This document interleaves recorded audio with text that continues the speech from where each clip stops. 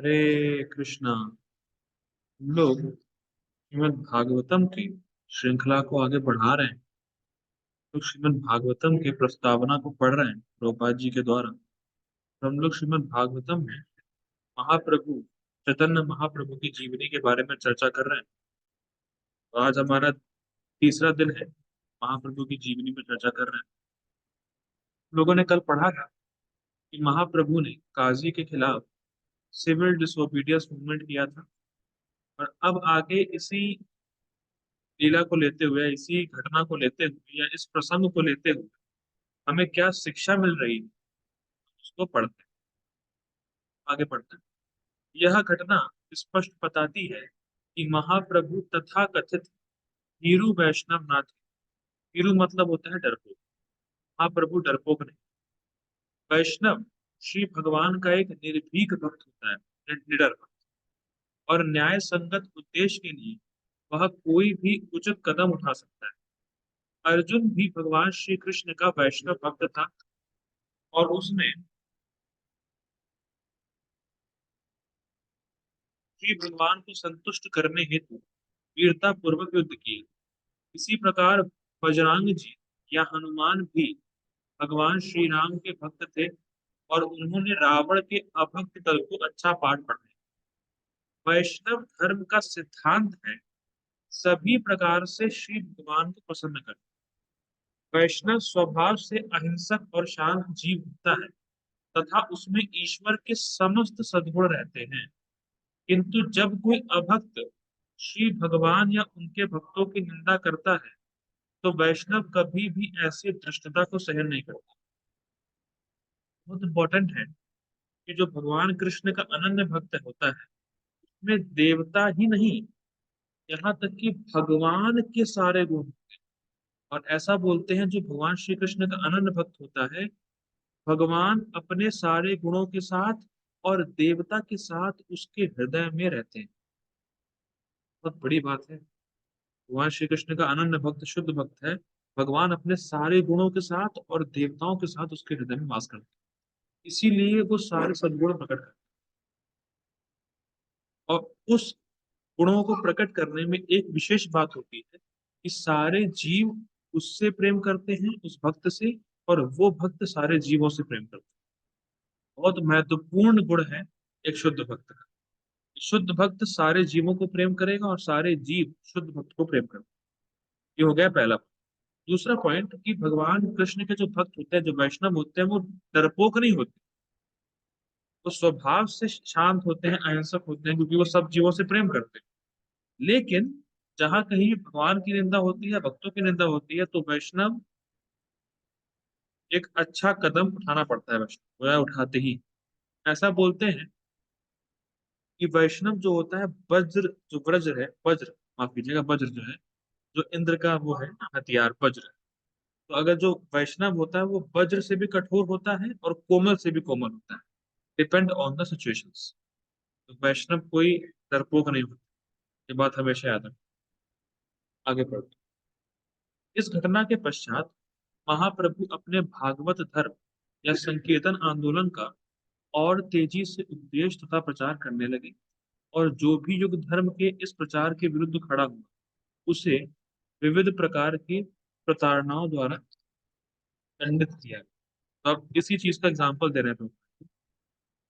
चापल तथा गोपाल नामक दो ब्राह्मण महाशय, जो महाप्रभु के मामा भी लगते थे, वे दंड के रूप में कोढ़ से ग्रस्त हुए।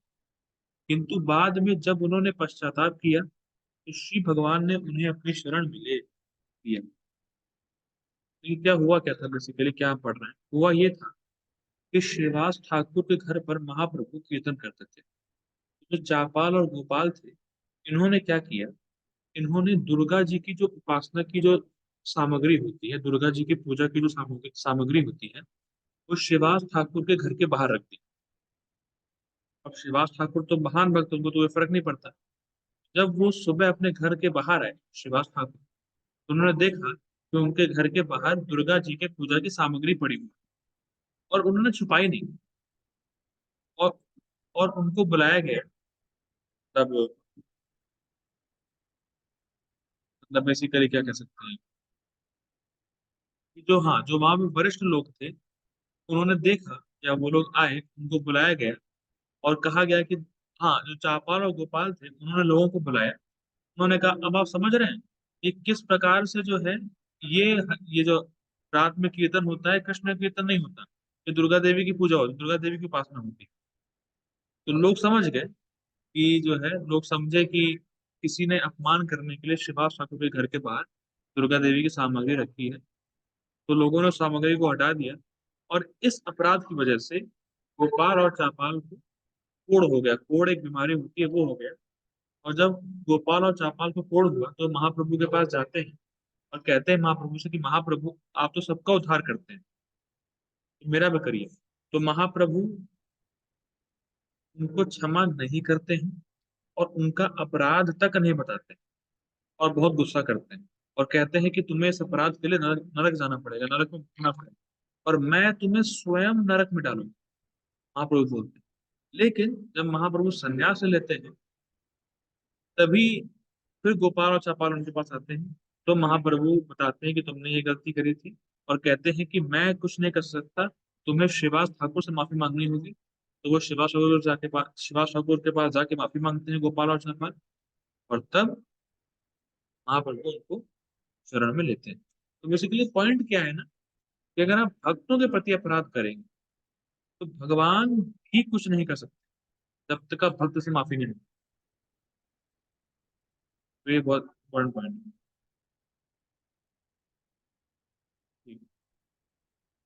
आगे पढ़ते हैं। अपने उपदेश कार्य के दौरान वे नित्य ही द्वार द्वार जाकर श्रीमद् भागवतम का उपदेश करने हेतु अपने अनुयायियों को भेजते। कौन? महाप्रभु। इनमें उनकी मंडली के दो प्रमुख व्यक्ति श्री नित्यानंद प्रभु तथा श्रील ठाकुर हरिदास भी सम्मिलित थे। समस्त नवद्वीप उनके संकीर्तन आंदोलन से अनुप्राणित था, मतलब लाइफ था, मतलब लाइफ थी उसमें। और उनका मुख्य कार्यालय उनके दो प्रमुख गृहस्थ भक्तों श्रीवास ठाकुर तथा श्री अद्वैत प्रभु के घर में स्थित। ये दोनों ब्राह्मण जाति के विद्वान मुखिया थे, जो भगवान श्री जगन्नाथ चैतन्य के आंदोलन के प्रबल समर्थक थे। अब एक बात समझनी होगी, छोटी सी बात समझनी होगी। जो श्रीवास ठाकुर हैं, जो गृहस्थ हैं, वो तो नारद मुनि के अवतार हैं। और जो अद्वैत आचार्य हैं, वो महाविष्णु और शिव जी के सम्मिलित अवतार हैं। तो होता क्या है, अद्वैत आचार्य जो होते हैं, वो ब्राह्मणों की लीडर होते हैं। और जब श्राद्ध खिलाने की बारी आती है, अद्वैत आचार्य जो होते हैं वो सबसे पहले हरिदास ठाकुर को बुलाते हैं। और ध्यान दीजिएगा, हरिदास ठाकुर मुसलमान होते हैं, फर्स्ट पॉइंट। तो दूसरा पॉइंट है कि हरिदास ठाकुर की जो जाति होती है बहुत निम्न होती है। अब क्या है कि ब्राह्मण के लीडर होते हुए भी, और उस समय में उन्होंने जो फीस्ट रखा, जो श्राद्ध का फीस्ट रखा, उसमें सबसे पहले मुसलमान को गए। अब देखिए, क्या कभी कौन में ऐसा हुआ है कि कभी फीस्ट रख के सबसे पहले मुसलमान को बुलाया गया? हम तो कल्पना नहीं कर सकते, लेकिन उन्होंने सबसे पहले मुसलमान को बुलाया और उसको खिलाया, मैदा शक्कर को खिलाया। अब क्या हुआ, जब हरदास ठाकुर को उन्होंने हजरत आचार्य ने खिलाया, तो हरदास ठाकुर को बोलते हैं महाप्रभु, और माफ कीजिएगा, हरदास ठाकुर को बोलते हैं हजरत आचार्य कि आपको खिलाने से मुझे करोड़ों करोड़ों ब्राह्मणों को खिलाने का फल मिल गया। और फिर उन्होंने, अद्वैत आचार्य ने एक श्लोक कोट किया, अभूवत पचतो गरियान यज्जिह्वा अग्रे वर्तते नाम तुभ्यं ते पुस्तपस्ते जुहुः शश्नुरार्य ब्रह्मानुचूर्णां गृह्णन्ति। तो बताए अद्वैत आचार्य कि अगर कोई कितना भी निम्न जाति का है, लेकिन अगर उसके जीव के आगे वाले भाग में कृष्ण का नाम है, तो टॉप मोस्ट। तो इससे ये समझ में आता है कि अद्वैत आचार्य हरिनाम की महिमा को और हरिनाम को करने वालों की महिमा को भली भांति जानते थे। तो इसीलिए अद्वैत आचार्य ने सबसे पहले हरिदास ठाकुर को बुलाया श्राद्ध। और इससे ब्राह्मण बहुत कुपित हुए, तो सो कॉल्ड ब्राह्मण। आगे बढ़ते हैं। श्रील अद्वैत प्रभु श्री भगवान के अवतरण के लिए मुख्य रूप से जिम्मेदार थे। ये बहुत इंटरेस्टिंग। देखिए, अद्वैत आचार्य जी बोल रहे थे देखिए अद्वैत आचार्य क्यों मुख्य कारण है चैतन्य महाप्रभु के अवतरण का। तो अद्वैत आचार्य जी को ये लगा, या अद्वैत आचार्य जी बोलते थे कि जब तक स्वयं रूप कृष्ण नहीं आएंगे तब तक किसी को कृष्ण प्रेम नहीं मिले और संकीर्तन का प्रवर्तन नहीं होगा, संकीर्तन का प्रचार नहीं होगा। तो जब अद्वैत आचार्य इस सोच में थे या इस थॉट प्रोसेस में थे कि इस समय स्वयं रूप कृष्ण को आना ही पड़ेगा, तभी लोगों को कृष्ण प्रेम मिलेगा, तभी लोगों का उद्धार होगा और तभी हरिनाम का प्रचार होगा, तो उनको एक वर्ष याद आया गौतम तंत्र का। उसमें बोलते हैं, उस श्लोक में बोलते हैं कि अगर आपने भगवान कृष्ण को हल्का सा गंगा जल दे दिया और एक तुलसी ऑफर कर दी, तो भगवान कृष्ण आपके हो जाते हैं।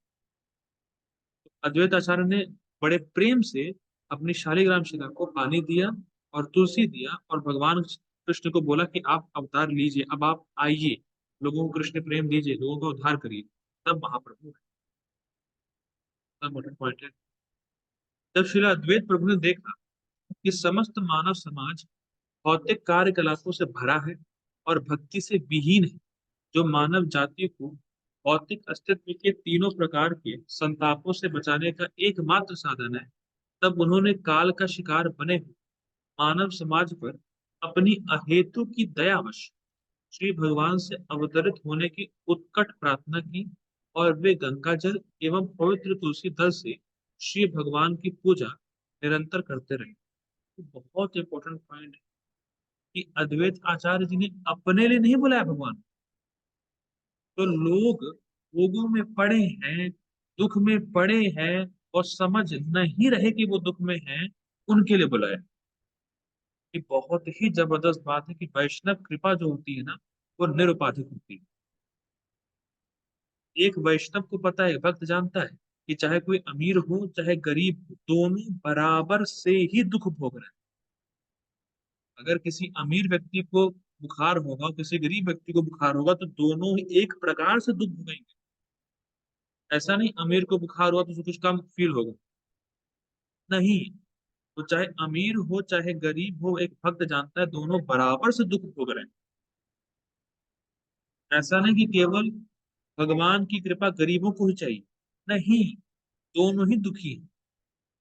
तो अद्वैत आचार्य सोच रहे थे कि नवद्वीप के जो लोग हैं वो शादियों में और माता चंडी, माँ दुर्गा माँ की पूजा करने में बहुत पैसा एनर्जी लगा रहे हैं, पर कृष्ण का नाम कोई नहीं ले रहा, कृष्ण का भजन कोई नहीं कर रहा है। तो उनको बहुत ही दया आई, उनको बहुत ही दुख हुआ। इसीलिए उन्होंने प्रार्थना करी कि महाप्रभु, ये कृष्ण आप अवतार लीजिए। ये बहुत इंपॉर्टेंट है, बहुत ही गंभीर बात है कि जब भी आप भगवान के नाम का उच्चारण करें, जब भी आप भक्ति करें, तो कम से कम आपके मन में एक व्यक्ति होना चाहिए जिसके लिए आप प्रार्थना करें कि वो भक्ति में बढ़े या भक्ति में आगे बढ़े, भक्ति करे। कि हम अपने उद्धार के लिए भक्ति नहीं कर रहे, हम लोगों के कल्याण के लिए, भगवान को प्रसन्न करने के लिए। भगवान को सबसे ज्यादा प्रसन्न करता है प्रचार। भगवान को सबसे ज्यादा प्रसन्न है कि जब आप दूसरों से हरि नाम करोगे, आप तो कर ही रहे हो, आप तो भक्ति कर ही रहे हो, तो भगवान प्रसन्न होंगे ही इससे। लेकिन जब आप भक्ति का प्रचार करोगे, लोगों को भक्ति दोगे, तो भगवान और प्रसन्न होंगे। और अद्वैत आचार्य जी यही कर रहे हैं, हम सब के लिए प्रार्थना कर रहे हैं। जहां तक संकीर्तन आंदोलन की उद्देश्य कार्य का संबंध था, महाप्रभु का आदेश था कि प्रत्येक व्यक्ति नित्य अपना भाग पूरा करे। इसका मतलब क्या है कि संकीर्तन आंदोलन को फैलाने में हर किसी का कोटा था कि आपको इतना नाम जप करना है, आपको इतने घर में जाके प्रचार करना है। ये सब लोगों को करना था महाप्रभु के समय में, और अभी भी ये चालू है। जितने भी लोग भक्ति कर रहे हैं, उनको चाहिए कि कम से कम किसी को तो भगवान के बारे में बताएं। देखिए बहुत सिंपल है, नेटवर्क मार्केटिंग जानते हैं आप लोग। एक ने छह को जोड़ा, छह ने आगे, छह को ऐसे करते करते बढ़ता है। तो ध्यान रखिएगा एक बार, जितने लोगों को आप भक्ति में लेके आओगे, उन सब, उन जितने भी लोग भक्ति करेंगे वो सारे, उन सबका फल आपको मिलेगा। बहुत इंपॉर्टेंट है, जितने भी लोगों को आप भक्ति में लाते हो, उन सबकी भक्ति का फल आपको मिलेगा। जैसे सिंपल एग्जाम्पल, मान लीजिए कोई व्यक्ति चार लोगों को भक्त में लेके, बराबर, और वो चारों लोग 16 माला कर रहे हैं, ठीक। अब क्या है, जैसे, अब क्या है कि अगर मान लीजिए कोई उस व्यक्ति से पूछे जो चार लोगों को भक्ति में लेके आया है, आपने कितनी माला करी, तो वो बोलेगा कि मैंने अपनी तो करी ही, साथ में 64 आउंस, कि जब वो चारों लोग 16 16 माला करेंगे तो उन सबका फल उसको जुड़ेगा। 64 + 16, 80 माला उसने 2 घंटे में कर ली। क्या इससे पावरफुल कोई चीज है? आप क्या आप कभी भी 80 माला 2 घंटे में कर पाओगे? नहीं कर पाओगे। ये अगर आप प्रचार करते हो तो आप 80 माला 2 घंटे में कर लोगे, या जितने भी लोग आप जोड़ते हो। ये वंडरफुल चीज है। और सब, और माला की बात ही नहीं, बात ये है कि भगवान बहुत प्रसन्न होंगे आपसे। और हम लोगों ने क्या पढ़ा अभी, वैष्णव सिद्धांत का मूल रूप ही है, ये मूल यही चीज है कि भगवान कैसे प्रसन्न हो। वैष्णव सिद्धांत means how can I please Krishna, simple, how can satisfy Krishna, simple. इसी से प्रसन्न होंगे। देखिए महाप्रभु आदेश दे रहे हैं कि प्रत्येक व्यक्ति अपना नित्य भाग पूरा करे, मतलब जो उसको असाइन है प्रचार में वो करे। महाप्रभु चाहते हैं सबसे कि हम सब प्रचार करें, बहुत इंपॉर्टेंट। एक बार श्री नित्यानंद प्रभु तथा श्री हरिदास ठाकुर मुख्य सड़क पर आ रहे थे, तो उन्होंने सामने ही एकत्र शोर मचाती भीड़ देखी।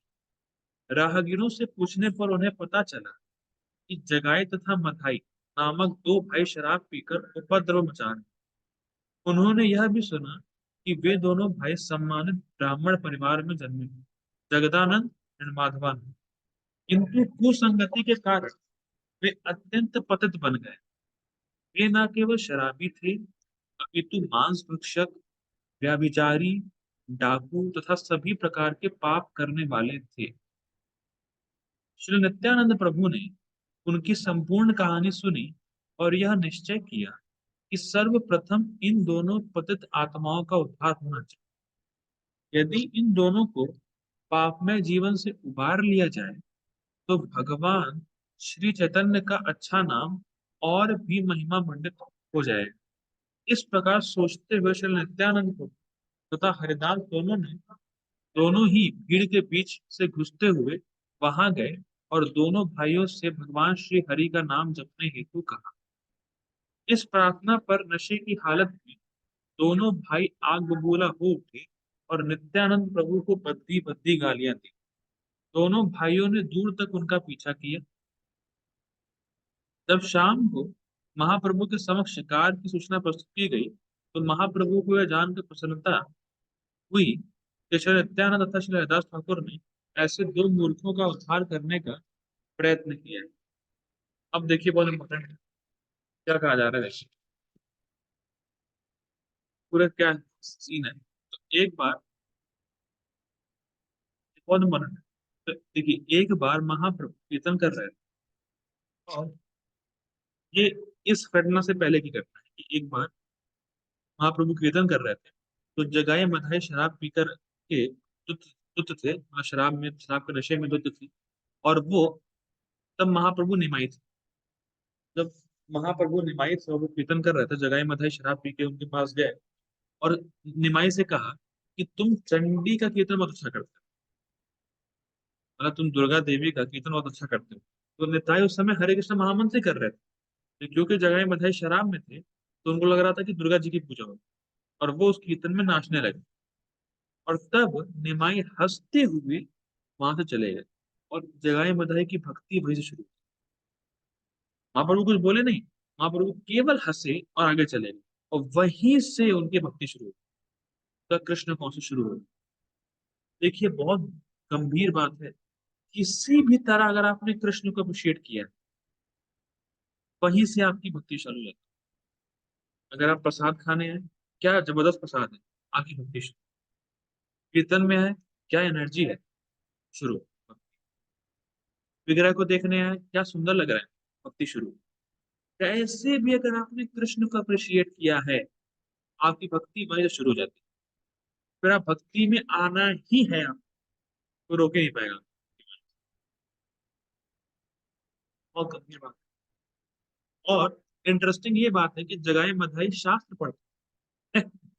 और वो ऐसे शास्त्र पढ़ते थे इस प्रकार से कि शास्त्र में जितने भी पाप हैं उनको वो ढूंढते थे और अपने आप में डिस्कस करते थे कि मैं हम लोगों ने ये पाप कर लिया है, ये पाप कर लिया है, ये पाप कर लिया, ओ ये रह गया, ये करना है, ये पाप कर लिया, ये पाप कर लिया, ये करना है। ऐसे करते थे। तो गिन गिन के पाप करते थे और इतने चतुर थे कि राजा के सिपाही जगाए मधाई को पकड़ भी नहीं पाते। तो यहाँ पे बात अब इस घटना में आते हैं कि जब नित्यानंद प्रभु और हरिदास ठाकुर ने जगाई मधाई को हरिनाम लेने को बोला और कहा कि आप कृष्ण का नाम लो, तो जगाई मधाई के हाथ में शराब का घड़ा था। तो मैं पढ़ता हूँ पहले, बहुत इंटरेस्टिंग है, मैं पहले पूरा पढ़ता हूँ। दूसरे दिन श्री नित्यानंद प्रभु इन दोनों भाइयों को मिलने गए और जब वे उनके पास पहुंचे, ठीक है पहले माफ कीजिएगा, पहले वहीं का शुरू करते हैं कि यहाँ से थोड़ा सीन सीन सीन चेंज हो रहा है। देखिए क्या बात हो। जब नित्यानंद प्रभु और हरदास ठाकुर जगाई मदाही के पास गए और उनसे बोला कि आप हरिनाम लो, तो जगाई मदाही के हाथ में शराब के घड़े थे। जैसे ही जगाई मदाही ने सुना कि ये दोनों मुझसे कुछ हरिनाम लेने को बोल रहे हैं, तुरंत वो जो है ना, नशे की हालत में आग उबूला हो गया, गुस्सा है। गुस्सा आने की वजह से जगाई मथाई नित्यानंद प्रभु और हरिदास ठाकुर को शराब के घड़े से मारने के लिए दौड़े। तो उतनी देर में हरिदास ठाकुर जी नित्यानंद प्रभु दोनों भागे थे। अब क्या, नित्यानंद प्रभु तो जवान है, हरिदास ठाकुर बूढ़े हैं या थोड़ा सा एजड है। तो हरिदास ठाकुर बोलते हैं नित्यानंद प्रभु से, अरे क्या हो तुम, कैसे तुम पागल हो क्या, कहीं भी जा रहे हो नाम को प्रचार करने के लिए, ऐसा वैसा। अब क्योंकि जगाई मथाई नशे में थे तो बहुत दूर तक भाग नहीं पाए। तो नित्यानंद प्रभु हरिदास ठाकुर बच के कहीं से निकल गए, कहीं से बाहर बच के निकल गए। तो हरिदास ठाकुर ने नित्यानंद प्रभु पे बहुत चिल्लाया कि तुम्हें समझ नहीं आता है, कहीं भी घुस जाते हो भीड़ में, किसी को भी इनाम लेने को बोल रहे हो, ऐसा वैसा। तो नित्यानंद प्रभु कहते हैं क्या कर सकते हैं हम लोग, महाप्रभु ने जो भेजा है, महाप्रभु की आज्ञा है, हर किसी से इनाम करो। तो हरिदास ठाकुर कहते हैं कि नहीं वो तो ठीक है, पर समय देख के जाना चाहिए। तो अब क्या होता है कि हरिदास ठाकुर, नित्यानंद प्रभु और चैतन्य महाप्रभु, अद्वैत आचार्य सब लोग इकट्ठा होते हैं। शाम को बैठक होती है और तब नित्यानंद प्रभु बताते हैं कि हम लोग जगाई मथाई के पास गए थे, सब महाप्रभु को बोलते हैं। तो अब उस समय उस सभा में अद्वैत आचार्य जी होते हैं और अद्वैत आचार्य जी बहुत सुंदर बात बोलते हैं। वो बोलते हैं अद्वैत आचार्य कि नित्यानंद प्रभु, आपकी केवल इच्छा हो गई है कि जगाई मधाई का उद्धार होना चाहिए। आप देखेंगे आने वाले टाइम में कि जल्दी ही जगाई मधाई हमारे कीर्तन में नाचेंगे। सुंदर बात बोली अद्वैत आचार्य कि नित्यानंद प्रभु, आपकी केवल इच्छा हो गई है कि ये लोग भक्त बने, तो निश्चित भक्त बने और हम लोग कीर्तन में डांस भी करें। ये नित्यानंद प्रभु की कृपा है। नित्यानंद प्रभु कोई उस व्यक्ति की कोई योग्यता और अयोग्यता देखते ही नहीं है। नित्यानंद प्रभु केवल कृपा करते हैं, नित्यानंद प्रभु की कृपा अहेतु की, बस केवल कृपा। मैं ठीक है चलो, हरिनाम लो कृष्ण प्रेम प्राप्त है। ऐसे कृपालु नित्यानंद। ठीक। अब क्या है, देखिए एक बार की बात है, प्रभुपाद जी की घटना आती है। प्रभुपाद जी के डिसाइपल थे, तो वो भक्ति वगैरह कर रहे थे, लेकिन माया की वजह से या कह सकते हैं अपने अनर्थों की वजह से या अपराधों की वजह से वो फिर से ड्रग्स लेना शुरू कर दिया। प्रभुपाद जी के डिसाइपल थे। तो प्रभुपाद जी ने तमाल कृष्ण महाराज को बोला कि आप लेटर लिखिए उस व्यक्ति को और बोलिए कि ड्रग्स लेना छोड़ दे, वरना मैं उसको छोड़ दूँ। लेटर लिख के भेज दिया। तमाल कृष्ण महाराज पूछते हैं प्रभुपाद जी से कि क्या आप सच में छोड़ दोगे उसको। प्रभुपाद जी ने कहा नहीं, मैं उसको कभी नहीं छोड़ सकता, भले ही वो आज कुछ भी कर रहा हूँ। तो पूछते हैं तमाल कृष्ण महाराज की इतनी कृपा आप में कहाँ से आती है। प्रभुपाद जी बोलते हैं ये कृपा नित्यानंद प्रभु की कृपा है।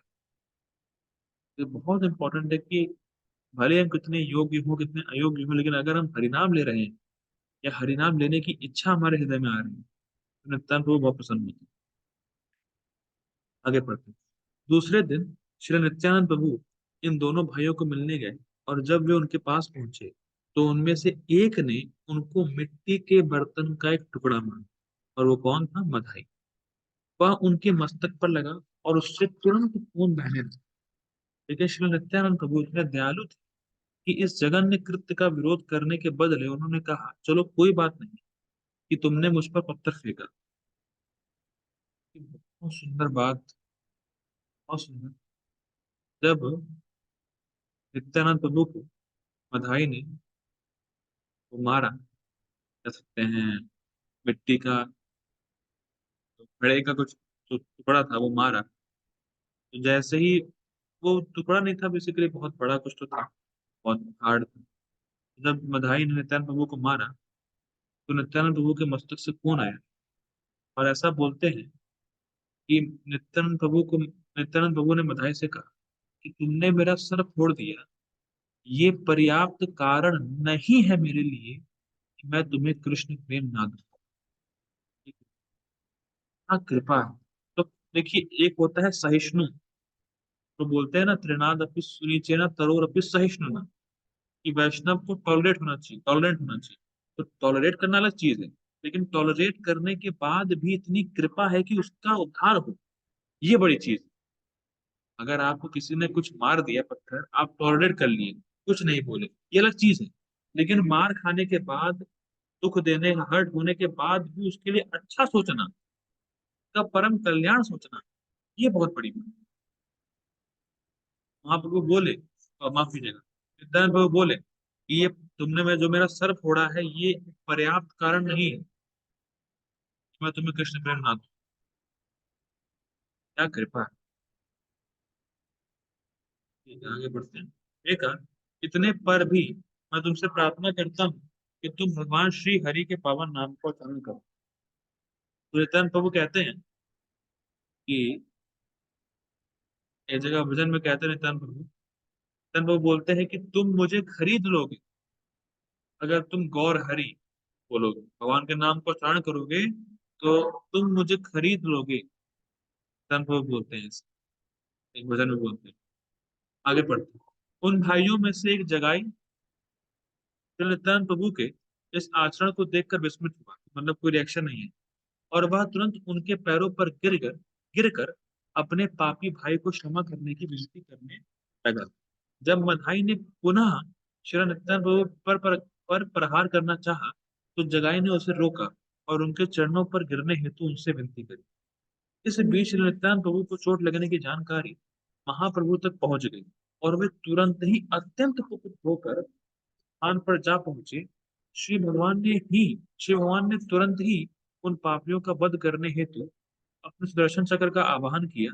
लेकिन श्री नित्यानंद प्रभु ने उन्हें उनके उद्देश्य की याद दिलाई कि भगवान का उद्देश्य कलयुग के आशाहीन पतितों का उद्धार करना।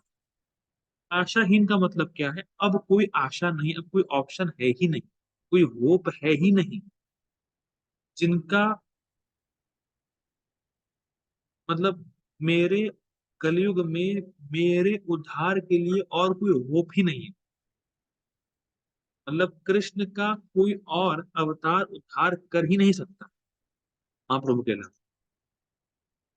तो उन पतितों का उद्धार करने के लिए ही महाप्रभु आए। मतलब आप देखिए, ऐसा बोलते हैं कि कलयुग में एक ही व्यक्ति के अंदर असुर है और देवता है, कह सकते हैं देवी गुण है, आसुरी गुण है। अब कैसे, अगर अगर आपको सबका उद्धार करना है, सबको मारना पड़ेगा। महाप्रभु का अवतरण हुआ था कि व्यक्ति के अंदर की जो आसुरी प्रवृत्ति है उसको खत्म कर देना। इसीलिए वो हरिनाम लेके आए। हरिनाम ही अस्त्र है, हरिनाम ही वो हथियार है जिससे कि व्यक्ति के अंदर की आसुरी प्रवृत्ति खत्म हो जाती है। तो धन प्रभु ने याद दिलाया महाप्रभु कि महाप्रभु आपका तो उद्देश्य है जीवों का उद्धार करना, जीवों को कृष्ण प्रेम देना, जीवों को मारना नहीं। ये नित्यानंद प्रभु ने महाप्रभु को याद दिलाया।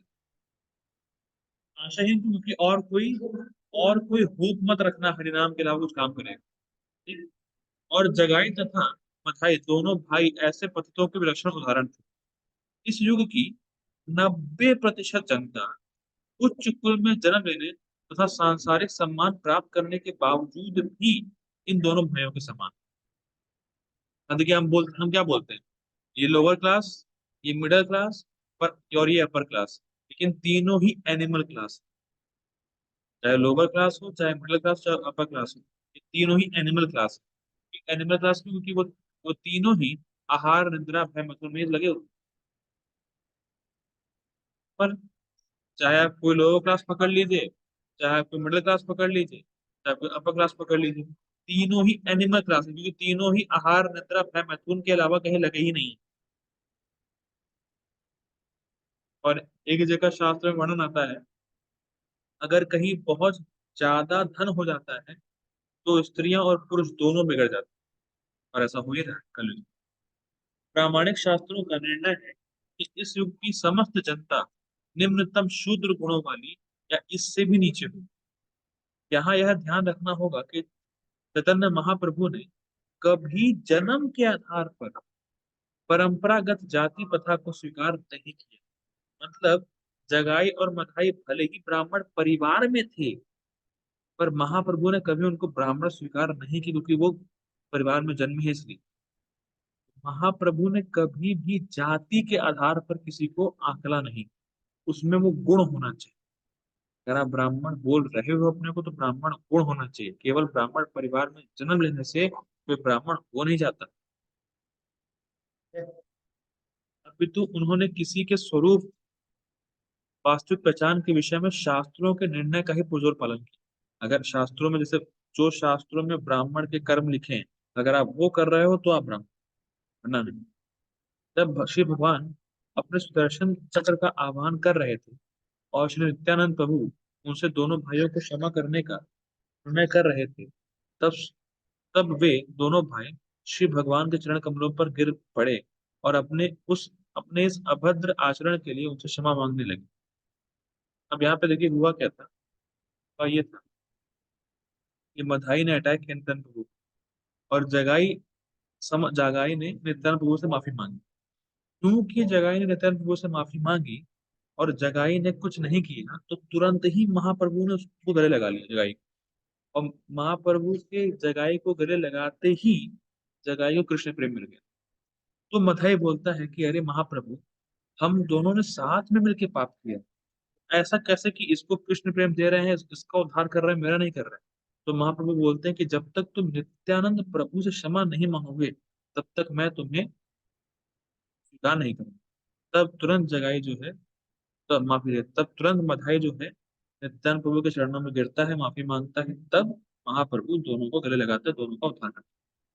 और उसी अगले दिन से जगाई और मधाई 128 माला करने लगते हैं, एक ही दिन। तो इससे क्या समझ में आता है कि चाहे किसी भी व्यक्ति का कितना भी बुरा बैकग्राउंड, देखिए, एक एक भक्त बता रहे थे कि अगर आप बोलते हो कि मैं सबसे पतित हूँ, तो वो आप हो ही नहीं सकते, क्योंकि सबसे ज्यादा पतित होने का रिकॉर्ड जगाई मथाई ने बना ही लिया। क्या आप में से किसी ने किसी का घर जलाया है? नहीं जलाया। मर्डर किया है? नहीं किया है। अपहरण किया है? नहीं किया हुआ। लेकिन ये सारे कृत्य जगाई मथाई ने किए थे, और आज वो 128 माला कर रहा है, शुद्ध भक्त हूँ, महाप्रभु की कृपा से, नाम की कृपा से। क्योंकि नाम की कृपा मतलब महाप्रभु की कृपा, कि महाप्रभु चाहते हैं कि सब लोग हरि नाम लें, तो अगर आप हरि नाम ले रहे हो तो महाप्रभु की कृपा आप पे ऑटोमेटिक है। या ये कह लीजिए, ऐसे कह लीजिए कि महाप्रभु की कृपा से ही हरि नाम ले पाए। जब जगाई और मधाई जैसे लोगों का उद्धार हो गया, आप क्यों नहीं? आप भी तो हरे कृष्ण महामंत्र कर रहे हो, आप भी तो परंपरा में। बहुत इंपॉर्टेंट है। इसीलिए बहुत इंपॉर्टेंट है कि अगर कोई वैष्णव है या भक्ति कर रहा है, तो कभी भी उसके पास्ट को लेकर जज मत करें। बहुत इंपॉर्टेंट पॉइंट है।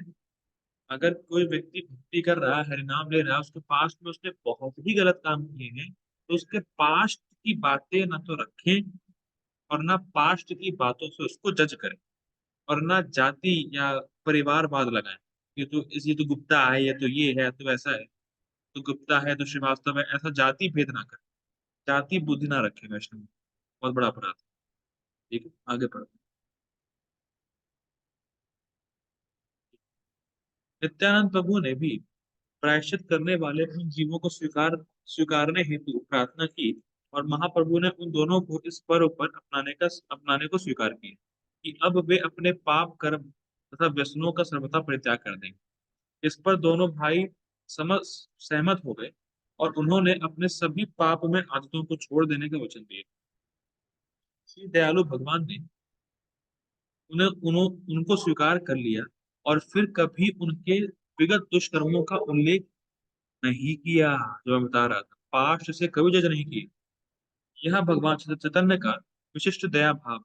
इस युग में कोई भी यह नहीं कह सकता कि वह पाप से मुक्त है। अरे, यहाँ तक कि माँ बाप को ही नहीं पता पाप क्या है, वो खुद ही बच्चों को पाप में लगाते हैं। कलयुग की तो ये दशा है। छोटे बच्चे, या कह लीजिए कि माता पिता ही बच्चों को शराब पिलाते हैं, और टू स्पीक ऑफ क्या ही होगा। ये छोटे बच्चों को संस्कार ही नहीं दिया जा रहा है कि माता पिता के पास खुद संस्कार है, माता पिता खुद ही पापी हैं। देखिए, बहुत ही इंपॉर्टेंट है कि अगर कोई बच्चा बचपन से भक्ति कर रहा है और उसका भक्त परिवार में जन्म हुआ है, तब तो चलिए बढ़िया है, तो फिर ठीक है, बोले वो बहुत ही स्पेशल जीव है। लेकिन सामान्य लोगों को तो बचपन में सिखाया ही नहीं जाता है कि पाप नहीं करना चाहिए, पाप होता क्या है। पिक्चर देखना, गंदी बातें करना, गंदी चीजें देखना, करना, शराब पीना, जुआ खेलना, मांसाहार करना, सब पाप है। ना तो माता पिता जानते हैं, वो खुद ही करते हैं, बच्चे भी करते हैं। कलयुग में कोई नहीं कह सकता कि वो पाप कभी किया ही नहीं, असंभव। किसी के लिए भी ऐसा कह पाना असंभव। लेकिन भगवान चैतन्य सभी प्रकार के पापी व्यक्तियों को, मैं फिर रिपीट कर रहा हूं, लेकिन भगवान चैतन्य सभी प्रकार के पापी व्यक्तियों को, सभी सभी सभी, कोई कितना भी पहले पाप किया हो, अगर वो महाप्रभु के पास आ गया तो उद्धार निश्चित है। ये कृपा है महाप्रभु। सभी प्रकार के पापी व्यक्तियों को इस शर्त के साथ स्वीकार करते हैं कि वे प्रामाणिक रूप से दीक्षा लेने के उपरांत पाप में आदतों से विरत होने की प्रतिज्ञा करें। बहुत इंपॉर्टेंट है। जब एक बार दीक्षा ले ली तो ले ली, फिर आपको पूरा करना है। जैसे मैं फिर आगे पढ़ता हूँ पहले आगे, पहले पूरा पढ़ता हूँ। इन दोनों भाइयों की घटना से कई शिक्षा ग्रहण की जा सकती है। इस कलयुग में प्रायः सभी लोग जगह तथा मदाई के जैसे ही, यदि वे अपने दुष्कृत्यों के बंधन से छूटना छोड़ना चाहते हैं, तो उन भगवान चैतन्य महाप्रभु की शरण ग्रहण करनी चाहिए, और आध्यात्मिक दीक्षा लेने के उपरांत उन बातों से दूर रहना चाहिए जिनकी शास्त्र में मनाही की गई है। देखिए, कभी कभी लोग बोलते हैं कि कलयुग में कौन दीक्षा ले सकता है, और फिर वही लोग दीक्षा लेने के लिए दिखते हैं। इसीलिए बहुत इंपॉर्टेंट है कि बहुत सोच समझ के दीक्षा लें। देखिए, जब अच्छे से आप 16 माला कर लें, शास्त्र को समझ लें, और बिल्कुल कन्विंस हो जाएं कि इस जगत से मुझे वाकई में निकलना है, मुझे वाकई में कृष्ण प्रेम प्राप्त करना है, मुझे वाकई में भक्ति करनी है, तब दीक्षा लें। ऐसा नहीं कि दीक्षा ले लिया और नियम पालन नहीं कर रहे, तब महाप्रभु की कृपा नहीं हो। फिर रिपीट कर रहा हूं, दीक्षा ले लिया और फिर भी पाप कर रहे हैं, फिर भी नियमों का उल्लंघन कर रहे हैं, तब महाप्रभु की कृपा नहीं होगी। आप हम लोग क्या पढ़े हैं, फिर repeat करता हूं, देखिए। लेकिन भगवान चैतन्य सभी प्रकार के पापी व्यक्तियों को इस शर्त के साथ स्वीकार करते हैं कि वे प्रामाणिक गुरु से दीक्षा लेने के उपरांत पाप में आदतों से विरत होने की प्रतिज्ञा करें। अब हाँ, ये एक इम्पोर्टेंट पॉइंट है कि आप दीक्षा ले लिए और आप नियम, भूल चूक से आपका कुछ मिस्टेक से आपने कुछ उल्लंघन कर दिया, वो अलग चीज। लेकिन अगर आप ये सोच रहे हैं, अरे दीक्षा तो हो ही गई है, गुरु जी मिल ही चुके हैं, उद्धार तो हो ही जाना है, अरे खूब पाप करो, ये बहुत गलत है। ये प्राय इंडिया में ही चलता है कि अरे अब मेरी दीक्षा होगी, अब मेरे गुरु संभालेंगे मुझे, मैं पाप करता हूँ। ये नहीं चलता है। श्री भगवान ने फिर रूप गोस्वामी को जो शिक्षाएं दी हैं, उनमें निषेधात्मक नियमों का वर्णन।